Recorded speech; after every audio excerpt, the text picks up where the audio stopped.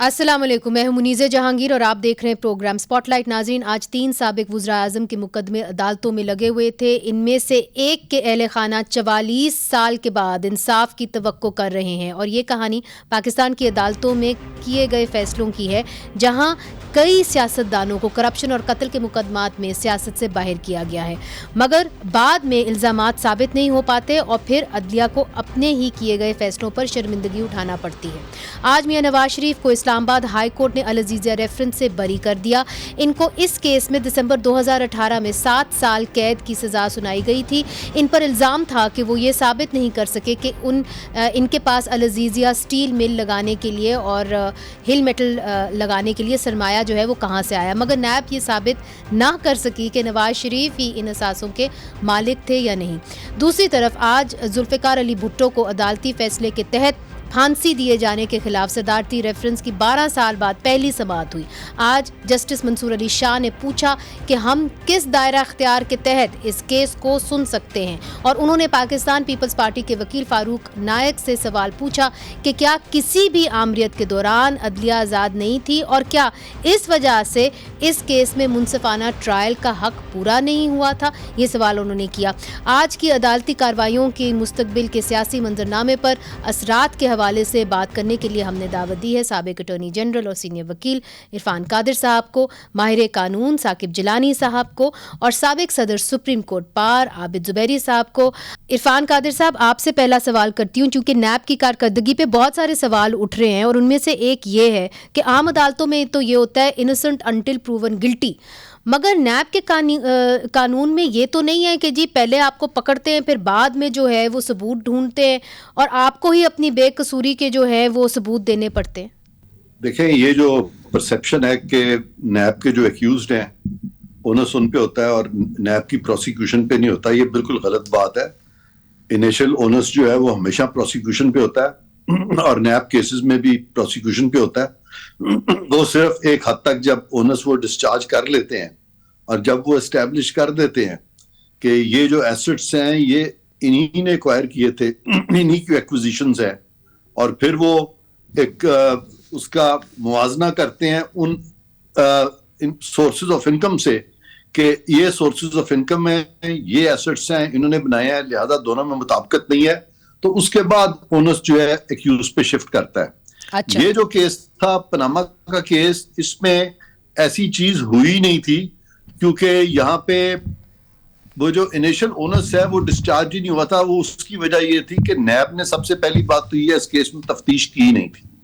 قانون کے مطابق جے آئی ٹی بھی نیب بنا سکتی ہے، تفتیش بھی نیب کر سکتی ہے، اور ریفرنس فائلنگ جو ہے وہ بھی چیئرمین نیب کرتے ہیں، وہ ڈیسیژن میکنگ چیئرمین نیب کے پاس ہے انڈر دا اسٹیچوٹ. یہ تمام چیزیں جو ہے کہ انویسٹیگیشن جو تھی وہ سپریم کورٹ کی سپرویژن کے نیچے سپریم کورٹ کی بنائی ہوئی جے آئی ٹی نے کی تھی، جو کہ بالکل خلاف قانون تھی. اسی طرح سے سپریم کورٹ نے احکامات جاری کیے، چیئرمین نیب کو کہا کہ آپ ریفرنس فائل کر دیں، وہ بھی خلاف قانون تھا. پھر سپریم کورٹ نے ایک سٹنگ پرائم منسٹر کو تاحیات نااہل کر دیا، وہ بھی خلاف قانون تھا، کیونکہ تاحیات نااہلی کا کانسیپٹ نہ تو کانسٹیٹیوشن میں ہے نہ لا میں ہے.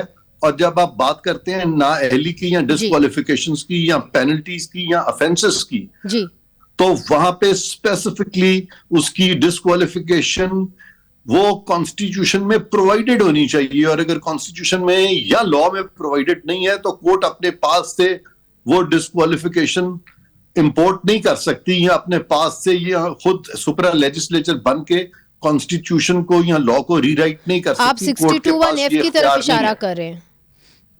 جی، میں 62(1)F کی طرف بھی اشارہ کر رہا ہوں، میں آرٹیکل 13 کی طرف بھی اشارہ کر رہا ہوں، اور میں وہ تمام سیکشنز جو کہ نیشنل اکاؤنٹیبلٹی آرڈیننس کے ہیں، جس کے تحت کہ ریفرنس فائلنگ بھی نیب کا کام ہے، انویسٹیگیشن بھی نیب کا کام ہے.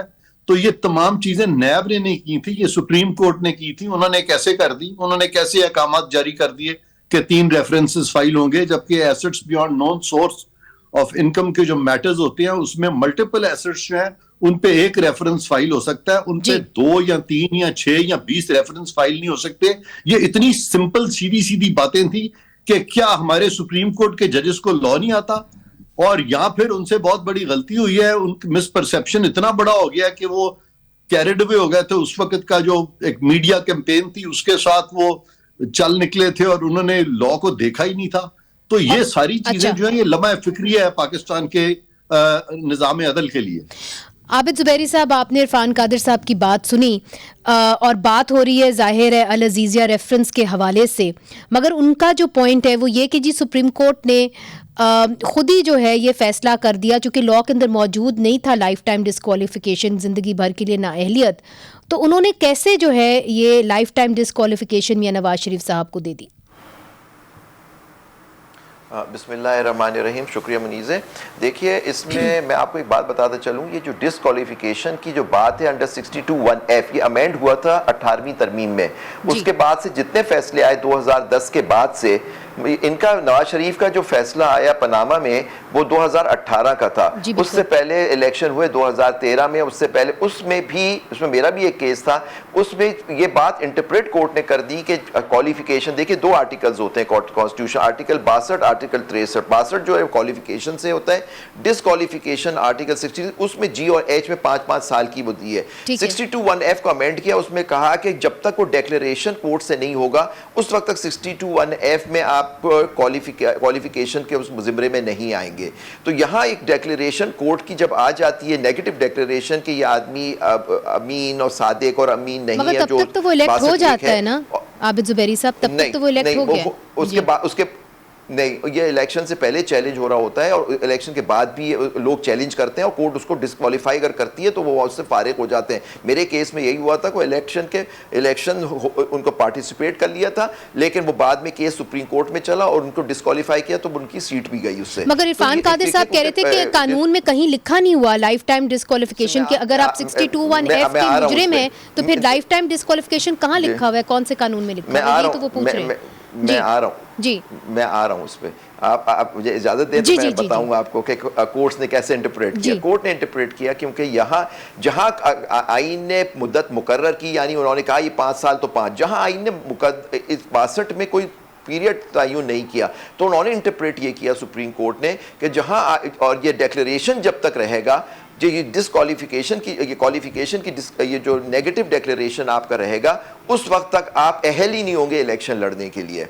तो इसलिए उन्होंने कहा क्योंकि यहाँ कोई पीरियड नहीं दिया हुआ, इसलिए जब तक वो डिक्लेरेशन रहेगा, इसका ये मतलब है कि वो क्वालिफिकेशन जो आपकी नई अहलियत नहीं है वो परमानेंट है. ये बात उन्होंने कही कि जब तक, क्योंकि यहाँ आप देखिए नवाज शरीफ साहब ये जाली डिग्री के केसों में सुप्रीम कोर्ट ने कहा कि एक डिक्लेरेशन दी कि ये आदमी रिस्पॉन्सिबल था, इसकी जाली डिग्री थी. तो ये उन्होंने जब कहा जाली डिग्री का मुर्तकब हुआ है तो इसकी ये डिस्क्वालिफिकेशन, ये क्वालिफिकेशन इसकी जो है परमानेंट है, क्योंकि ये जब तक ये डिक्लेरेशन रहेगी तो उस वक्त रहेगी. तो इसमें ये बात कि पीरियड नहीं दिया हुआ, सुप्रीम कोर्ट पीरियड नहीं दे सकती. अदब के साथ मैं थोड़ा सा इख्तिलाफ करूंगा इस पे. अच्छा, इसके पर तो आपका इख्तिलाफ है, मगर साकिब साहब से पूछ लेते हैं. आबिद ज़ुबैरी साहब, चूंकि वो भी कल अदालत के अंदर पेश हुए थे और मेरा ख्याल है इसी हफ्ते वो अदालत के अंदर पेश हुए हैं और अपना एक क्लाइंट को रिप्रेजेंट कर रहे थे. मुझे एक बात बताइए, जो अदालत के अंदर बहस हुई है उसके अंदर ये भी कहा गया है कि जी कत्ल के अंदर जो है आप 5 साल की डिस्क्वालिफिकेशन करते हैं, तो फिर अगर आप झूठ बोलते हैं तो तब आपको ज़िंदगी भर की डिस्क्वालिफिकेशन कैसे हो सकती है? मतलब ये कि चोरी के भी सज़ा फांसी और कत्ल की भी सज़ा फांसी, ये कैसे हो सकता है? आपको कोई ना कोई तो तकाजा करना होगा ना. जी साकिब साहब. जी मुनज़्ज़र साहबा, थैंक यू. बिल्कुल जी, मेरा एक केस था और उसमें इंटरेस्टिंगली हमने चैलेंज किया हुआ था कैंडिडेचर ऑफ ए कैंडिडेट, और हमारा आर्गुमेंट ये था कि जी he is disqualified under article 62(1)(f as well as 63(1)(h. और जब ये अपील फाइल हुई थी, 2018 की अपील थी, उसके अंदर हमने यही आर्ग्यू किया था कि जी ये समीउल्लाह बलोच की जजमेंट के बाद जो सुप्रीम कोर्ट में, जिसके अंदर उन्होंने होल्ड किया कि 62(1)(f की जो डिस्क्वालिफिकेशन है वो परमानेंट नेचर की होगी, उसको हमने यूज किया उस अपील के अंदर. लेकिन फिर ये जो रिसेंट अमेंडमेंट आई है इलेक्शन लॉ की 2023 की इसी अगस्त के अंदर, उसके अंदर वो मेरी नज़र में वो एक क्यूरेटिव लेजिस्लेशन है और उसके अंदर उन्होंने टाइम स्पेसिफाई कर दिया कि आर्टिकल 62 के अंदर क्योंकि पीरियड ऑफ डिस्क्वालिफिकेशन स्पेसिफाई नहीं हुआ और जिसकी वजह से एक अनड्यू हार्डशिप हो रही है टू ए कैंडिडेट, تو انہوں نے اس کا 5 سال کر دیا.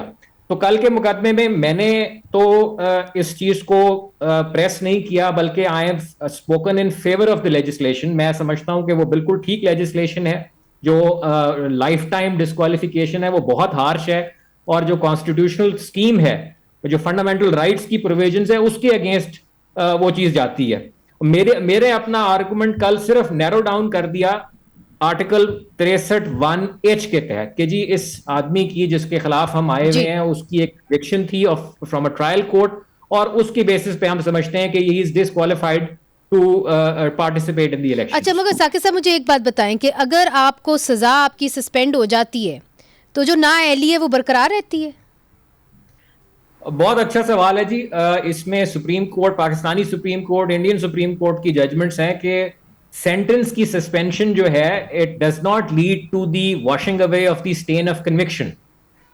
جب تک کنوکشن سسپینڈ نہ ہو, کنوکشن جو ہے وہ اسٹے کرتی ہے.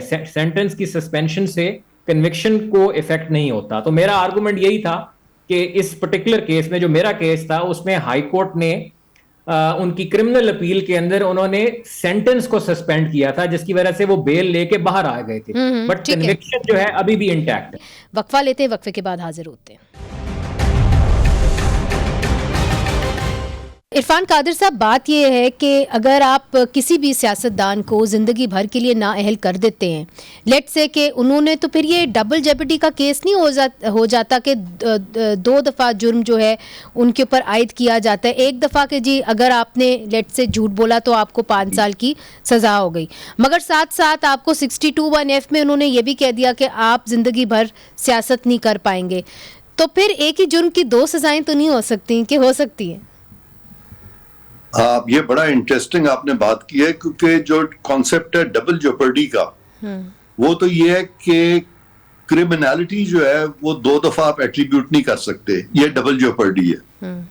لیکن کرمنالٹی کے علاوہ اگر کوئی ڈسکوالیفیکیشن ہے یا اس کے کچھ اور کانسیکوینسز ہیں جس میں کہ کرمنالٹی کا عنصر نہیں ہے, تو وہ ڈبل جوپرڈی میں نہیں آئے گا. ان اینی کیس میں اسی بات کو آگے بڑھاتے ہوئے ضروری سمجھتا تھا کہ آپ سے یہ شیئر کروں کہ زبیری صاحب کی بات درست ہے کہ انٹرپریٹیشن جو ہے وہ کئی دفعہ کرنی پڑ جاتی ہے, لیکن انٹرپریٹیشن میں ریزن کو, لاجک کو, ریشنالٹی کو بلائے طاق لا کے آپ انٹرپریٹیشن نہیں کرتے. اور دوسری بات یہ ہے کہ جہاں اسپیسیفک آپ بات کرتے ہیں ڈسکوالیفیکیشنز کی, تو پھر جو میکسیمم ڈسکوالیفیکیشن ہے وہ آپ دیکھتے ہیں. آپ اپنے پاس سے ایک نئی ڈسکوالیفیکیشن تاحیات کا لفظ نہیں دے سکتے.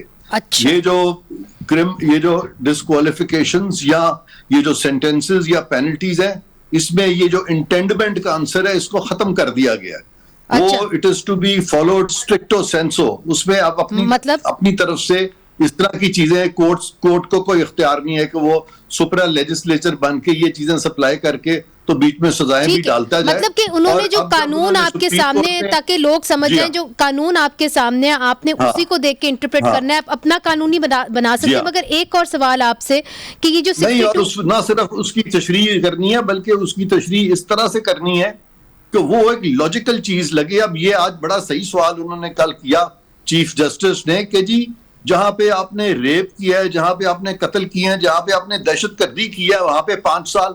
تو اس لیے یہ جو نان سینسیکل جو انٹرپریٹیشنز ہوتی ہیں, نان سینسیکل, میں نے کوئی کنٹمپچوس بات نہیں کی بلکہ میں نے for the sake of brevity کی ہے تاکہ ہمیں سمجھ آ جائے کہ میں کہنا کیا چاہتا ہوں. اس طرح کی چیز کو ہم اتنے زیادہ مؤدب ہو جاتے ہیں عدالتوں کی طرف کہ اس میں ہم آئین کو پامال کر جاتے ہیں. تو خدارہ آئین سے بڑی نہیں ہے ہماری عدالت. نہیں, یہ آپ نے بڑی دلچسپ بات کی, مگر ایک چیز مجھے بتائیے گا کہ آپ نے کہا کہ آئین سے بڑی نہیں ہے ہماری عدالتیں, پارلیمان کی بھی بات کی جاتی ہے 62(1)F کے حوالے سے.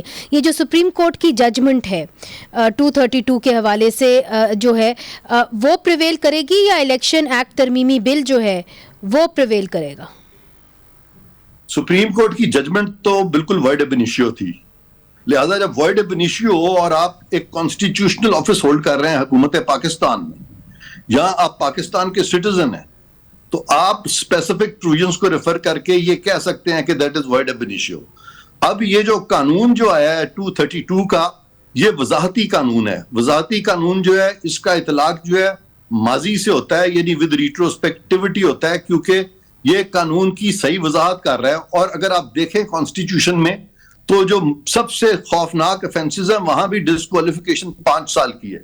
تو پارلیمان نے جو وضاحت کی ہے وہ ریلیٹیولی صحیح وضاحت کی ہے, جبکہ کورٹ کا کوئی منطق ہی نہیں ہے. اور جہاں پہ ٹکراؤ ہو جائے لیجسلیچر کی پروڈنس کا اور عدالتی پروڈنس کا, تو اس کو کہتے ہیں کہ کلیش ہو گیا between legisprudence and jurisprudence, اور لیجس پروڈنس اور جورس پروڈنس کے کلیش میں prudence must prevail, and there is absolutely no prudence in saying کہ یہ لائف ٹائم ڈسکوالیفیکیشن جو ہے یہ ایسی کوئی بات آئین میں ہے, جبکہ یہ پروڈنس ہے کہ 5 سال سے زیادہ نہیں ہو سکتی.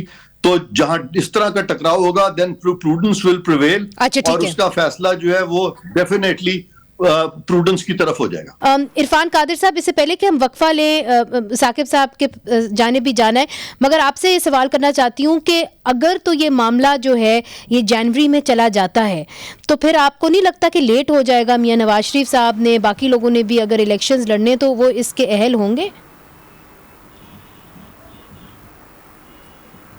دیکھیں, وہ جو پناما کیس کا فیصلہ تھا جس پہ کہ یہ معاملات ریفر کیے گئے تھے اکاؤنٹیبلٹی کورٹ کو اور کنوکشنز ہوئی تھی, اسی فیصلے کے تحت یہ ڈسکوالیفیکیشن بھی آئی تھی تاحیات نااہلی والی میاں نواز شریف کے کیس میں, اور باقی کیسز میں بھی یہی والا منطق فالو کیا گیا تھا. مجھے تو یہ نام بھی نہیں یاد ہوتے, سمیع اللہ بلوچ اور یہ وہ, میں نے کبھی یہ سائٹ ہی نہیں کیے, کیونکہ میں ساری زندگی جو بیسک پرنسپلز ہیں ان پہ ہمیشہ ایمفسس لے کرتا رہا ہوں, اور یہ اس طرح کی جو ججمنٹس ہیں میں جنرلی جب مجھے اندازہ ہو جاتا ہے کہ یہ غلط ہے تو میں ان کا نام بھی نہیں یاد رکھتا. تو قصہ مختصر, پناما کا کیس کا سپریم کورٹ کے فیصلے کی جو اس وقت جو یعنی وہ جاگسائی ہو چکی ہے, اس کے بعد الیکشن کمیشن اتنا کمزور نہیں ہے کہ وہ اس فیصلے کا اطلاق کرے گا, خاص طور پہ جب کہ ایک قانون آ چکا ہے اور وہ قانون رائج الوقت قانون ہے. اور زبیری صاحب کی اگر میں بات مان بھی لوں تو پھر اس قانون کو اسٹرائک ڈاؤن کرے نا سپریم کورٹ. زبیری صاحب نے تو خود کہا ہے کہ وہ قانون ریزنیبل ہے 5 سال والا, تو جب یہ خود ریزنیبل کہہ رہے ہیں تو کورٹ اس کو جب اسٹرائک ڈاؤن بھی نہیں کر سکتی تو پھر اس کو ماننے میں فائدہ ہے نا کہ سپریم کورٹ کے غلط فیصلے کو ہم مانیں گے. اور پھر ججز نے اوتھ اٹھایا ہوا ہے, تمام ججز نے, سپریم کورٹ, ہائی کورٹ, تمام چیف جسٹسز نے, they will protect and preserve the constitution and the law. اور یہ ایسا لا جس کو آپ اسٹرائک ڈاؤن ہی نہیں کر سکتے, which is an existing law. How can you bypass that existing law? How can election commission bypass that existing law? اس میں اتنی سی بات ہے, کوئی لمبی چوڑی راکٹ سائنس نہیں ہے. ٹھیک ہے, اور اس کے پورے آرگیومنٹ کے اندر جو سینٹر پوائنٹ ہے یہ ہے بنیادی حقوق کا, فنڈامنٹل رائٹس کا. مگر آپ سب نے جو بات کی, آپ سب نے پاس ججمنٹس کی بات کی کہ کئی ججمنٹس ایسی تھیں جو کوٹ کر سکتے ہیں, کئی ججمنٹس ایسی ہیں جو نہ وکیل کوٹ کرتے نہ ججز کوٹ کرتے. ان میں سے ایک تھی ذوالفقار بھٹو کیس, اور آج جو ہے 12 سال کے بعد اس کی پہلی سنوائی ہوئی ہے. اس حوالے سے بھی ہم بات کریں گے. وقفہ لیتے ہیں, وقفے کے بعد حاضر ہوتے ہیں. ویلکم بیک ناظرین. آج ذوالفقار علی بھٹو کیس کی 12 سال کے بعد پہلی سنوائی جو ہے وہ سپریم کورٹ میں ہوئی, اور اس کے اندر یہ بھی ہم اس پیکج کے اندر آپ کو دکھانا چاہتے ہیں کہ اس وقت سیاسی منظرنامہ کیا تھا, کس ماحول کے اندر جو ہے ان کو یہ سزا سنائی گئی. آئیے وہ دیکھتے ہیں. ثاقب جیلانی صاحب, آج جو عدالت کے اندر بات چیت ہوئی ہے اور جو بھی ہیئرنگ ہوئی ہے اس کے اندر یہ سوال بار بار پوچھا گیا ہے کہ کیا یہ کیس مینٹینیبل بھی ہے کہ نہیں ہے, چونکہ اگر صدارتی ریفرنس کے ذریعے اس طرح کے کیسز, ماضی کے کیسز آنے شروع ہو جائیں, 44 ایئرز اگو یہ کیس جو ہے اس کا فیصلہ سنایا گیا تھا, تو پھر ایک پنڈوراز باکس نہیں کھل جائے گا؟ جی یہ ایک لیجٹمیٹ سوال ہے جی, لیکن میری نظر میں, میری اوپینین یہ ہے کہ ہمارے جو جوڈیشل ہسٹری اور پولیٹیکل ہسٹری کے جو ڈارک چیپٹرز ہیں ان کو جب تک ہم ری وزٹ نہیں کریں گے, جب تک ہم ان پہ ڈیبیٹ نہیں کریں گے, ہم as a nation move forward نہیں کر سکیں گے. اور جو ماضی کی غلطیاں ہیں, جو ماضی کے ہمارے کی انسٹیٹیوشنز ہیں, جوڈیشری ہے, ملٹری ہے, ان کی جو غلط فیصلے تھے, ان سے جو بلنڈرز ہوئے ہمارے ملک میں, وہ بار بار ہوتے رہیں گے جب تک ہم اس طرح کے ایشوز کو ہم ریوزٹ نہیں کرتے ہیں اور ہم ان ہسٹوریکل رانگس کو ہم رائٹ نہیں کرتے. اور اگر پیورلی لیگل اس کے اوپر آپ دیکھیں تو 186 جو آرٹیکل ہے جس کے تحت یہ ریفرنس گیا ہوا ہے, اس میں دو جو ہیں ریکوائرمنٹس ہیں. ایک ہے کہ کوشچن آف لا ہونا چاہیے, اور دوسرا ہے کہ whether it's matter of public importance. تو میری نظر میں تو یہ ریفرنس جو ہے, یہ دونوں یہ ٹیسٹ جو ہے وہ سیٹسفائی کرتا ہے. ٹھیک ہے, جی ٹھیک. عرفان قادر صاحب, آپ کی بھی یہ رائے ہے. اور دوسری بات یہ کہ اس فیصلے سے درست کیا ہوگا, کیا ہم جو ہے اس طرح کے فیصلے پھر سے نہیں کریں گے, یا ہم محتاط رہیں گے؟ اس سے کیا فائدہ ہوگا عوام کو؟ جی بائی اینڈ لارج میں ثاقب جیلانی صاحب کی اس بات سے متفق ہوں. صرف میں اتنا ایڈ کرنا چاہتا ہوں کہ پینڈوراز باکس کا جو آپ نے سوال کیا وہ بالکل نہیں کھلے گا. وہ اس لیے نہیں کھلے گا کہ اس طرح کا فیصلہ تو دنیا کی تاریخ میں کبھی نہیں آیا کہ فائنل ڈیسیژن جو تھا سپریم کورٹ کا وہ 4-3 کا تھا. 3 ججز کہہ رہے ہیں کہ آپ ایکوٹ کر دیں. تو اس کے بعد جب معاملہ ریویو میں آیا تھا تو ان 7 ججز کو چاہیے تھا کہ اسی ایسپیکٹ کو دیکھتے ہوئے کہتے ہیں کہ اس میں تو بہت ڈاؤٹ ہے, جہاں 3 کہہ رہے ہیں کہ آپ ایکوٹ کر دیں, کیونکہ پرنسپل جو ہے کرمنل جورسپروڈنس کا وہ اتنا اسٹریٹ فارورڈ ہے کہ slightest benefit of doubt is to go to the accused.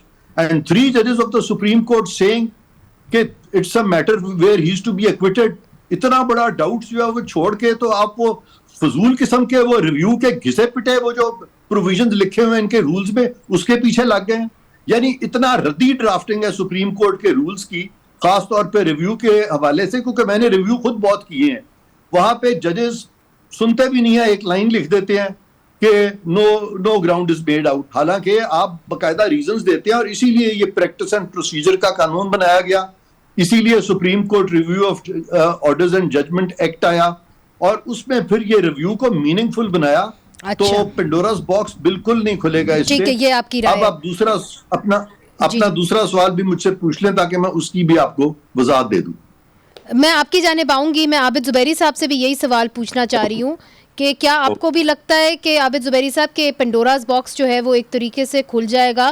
اور دوسری بات یہ کہ آج جسٹس منصور علی شاہ نے یہ بھی پوچھا فاروق ایچ نائک سے کہ آمریت کے دوران عدلیہ آزاد نہیں تھی. یہ آپ کا کیا سوال ہے, اور کیا اسی وجہ سے آپ اس کیس کو کہہ رہے ہیں کہ جی فیئر ٹرائل نہیں ہوا اس کے اندر؟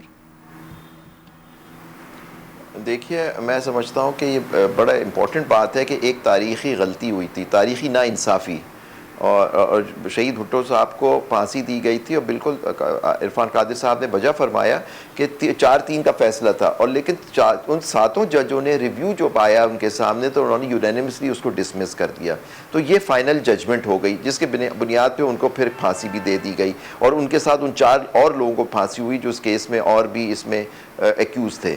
تو یہ ساری چیزیں ہیں. اب دیکھیں بات جو جسٹس منصور علی شاہ پوچھ رہے تھے کہ آرٹیکل 186 کا اسکوپ کیا ہے, اس کے اندر آپ ایک اوپینین مانگتے ہیں سپریم کورٹ سے آن دا کویسچن آف لا اور پبلک امپورٹنس, اور جو 4-5 سوالات انہوں نے اس کے اندر دیے ہوئے ہیں اس کا وہ جواب چاہ رہے ہیں, جس میں کہہ رہے ہیں کہ فیصلہ صحیح نہیں تھا, کہ قانون کے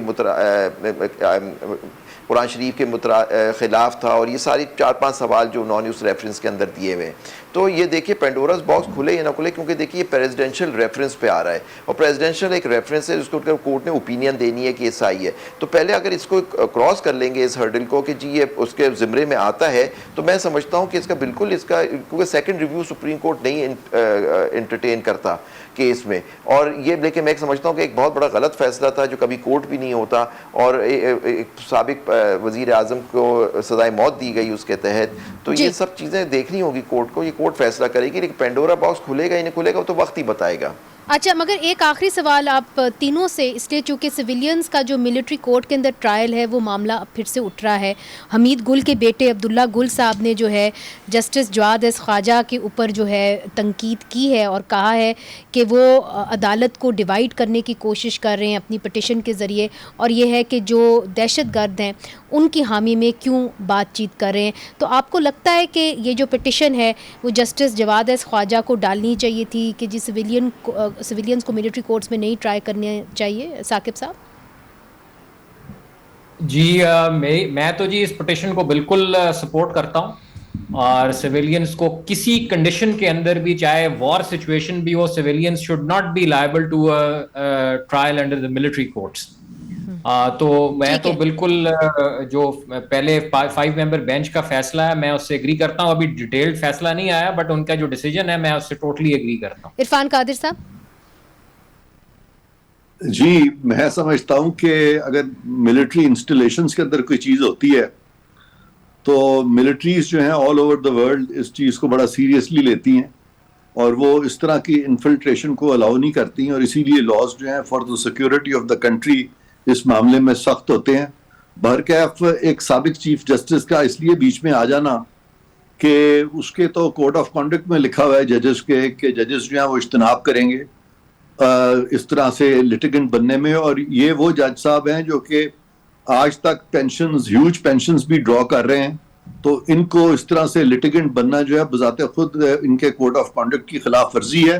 لیکن میں ان کے خلاف زیادہ بات اس لیے نہیں کروں گا کہ وہ خود میرے بہت خلاف ہیں اور انہوں نے اپنی کتاب کے 6 صفحے جو ہیں وہ میرے پہ ضائع کر دی ہیں اور مجھے بہت برا بھلا بھی کہا, تو میں ان کے خلاف کچھ نہیں کہوں گا. اچھا چلیں, یہ آپ نے ایک اصولی ایک پوائنٹ آف ویو لے لیا. عابد زبیری صاحب آپ بھی تو یہ کیس لے کے گئے ہوئے عدالت میں, سپریم کورٹ بار ایسوسی ایشن کے آپ صدر رہ چکے ہیں.